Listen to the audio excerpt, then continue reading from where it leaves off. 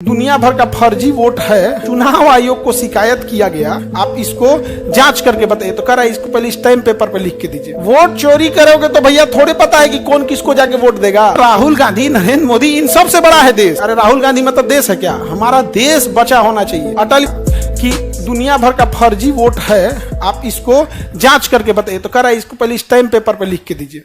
बताओ, अगर मान के चलो उन्हीं के घर में किसी की के साथ छेड़खानी हो गया और उनके घर के कोई आके कहे कि पिताजी ऐसे हुआ, तो कहेंगे नहीं नहीं तुम पहले स्टैम्प पेपर पे लिख के दो, बाद में जांच करेंगे।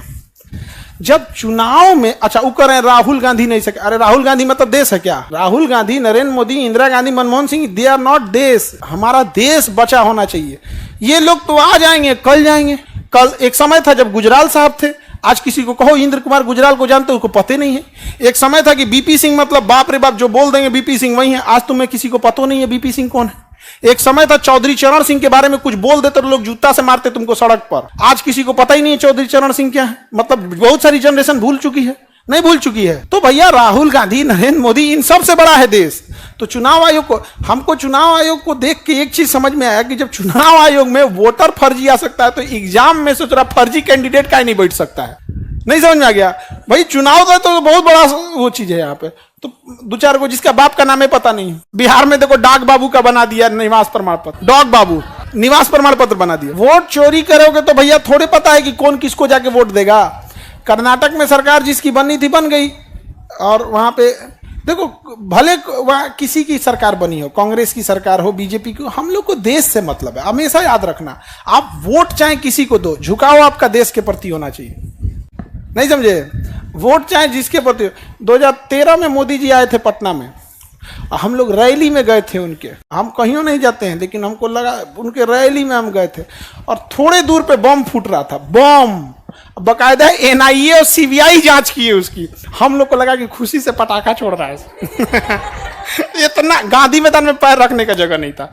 और उस समय 2013 में ना मोबाइल और सेल्फी उल्फी का कल्चर है नहीं था। वो मोबाइल कौन सी होता था, हम लोग के पास एक लेफोन कंपनी का मोबाइल था, हिट चुकी बटन वाला, टिक टिक टिक टिक। ओ में कोई ऐसा नहीं, बड़ा सुकून से आदमी रहता था। वहां भाषण, बम फूट रहा था, हम लोग पटाखा छोड़ रहे हैं और एकदम भारत माता की जय।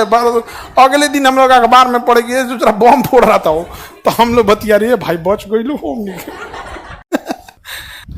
तो आप किसी को भी वोट दो, झुकाव किसके प्रति होनी चाहिए? देश के प्रति। ये नहीं कि जिसको वोट दिए उसके प्रति झुकाव भी नहीं।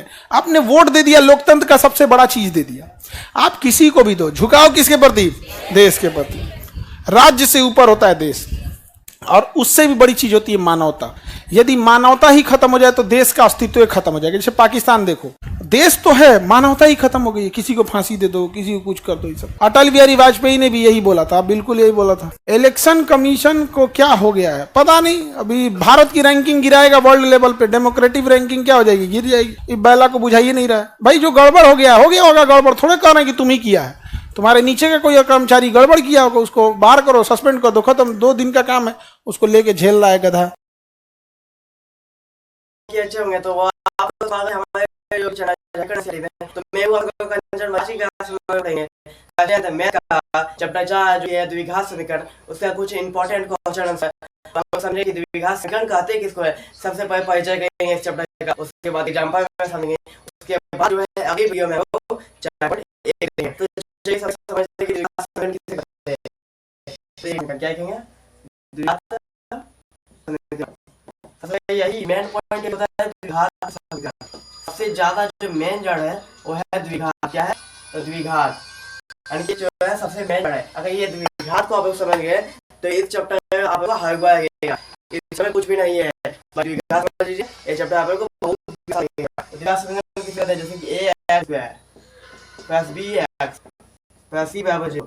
अगर इस फॉर्मेट में आप लोग को कहीं भी एक भी दिख जाए समीकरण तो क्या मानेंगे? द्विघात समीकरण। अभी आप बोलेंगे कि भैया इसको द्विघात समीकरण क्या कहते हैं, इसको त्रिघात समीकरण क्यों नहीं कहते?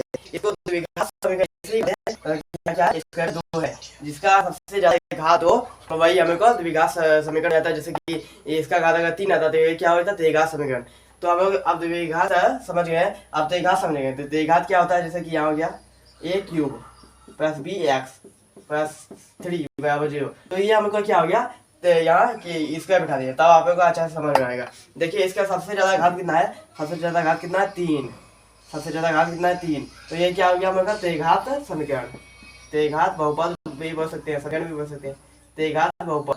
तो इस जगह अगर ऐसा क्वेश्चन आए तेघात बहुपद किसे कहते हैं, तेघात समीकरण किसे कहते हैं, तो इस तरह का हो गया। हम लोग द्विघात बहुपद भी समझ गए, तेघात बहुपद भी समझ गए। आप समझेंगे हम लोग द्विघात बहुपद का कुछ, यानी कि द्विघात बहुपद जो है उसका कुछ इम्पोर्टेंट जो है फॉर्मूला समझेंगे। तो देखेंगे यहाँ पे सूत्र, इस सूत्र में जो है आप लोग का 4.2 बन जाएगा पूरा कंप्लीट बिना डाउट के साथ। तो क्या सूत्र लिखते हैं, द्विघात समीकरण। सबसे पहले लिखेंगे द्विघात बहुपद।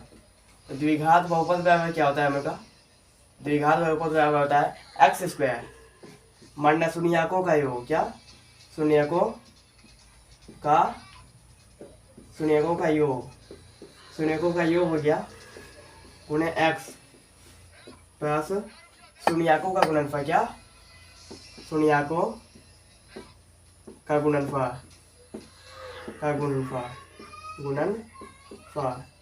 तो यही हो गया मेरे का फॉर्मूला। ये बहुत ही इम्पोर्टेंट क्वेश्चन है क्योंकि बहुत ही इम्पोर्टेंट फार्मूला है ये। अगर आप लोग को 4.2 समझना है तो इस फार्मूला को आप लोग एक बात आप याद रखिएगा, ठीक है, बाद में कोई फायदा होगा आप लोग सब हो जाएगा, ये समझ के पढ़िए सबसे पहले। तो ये द्विघात समीकरण का सूत्र है।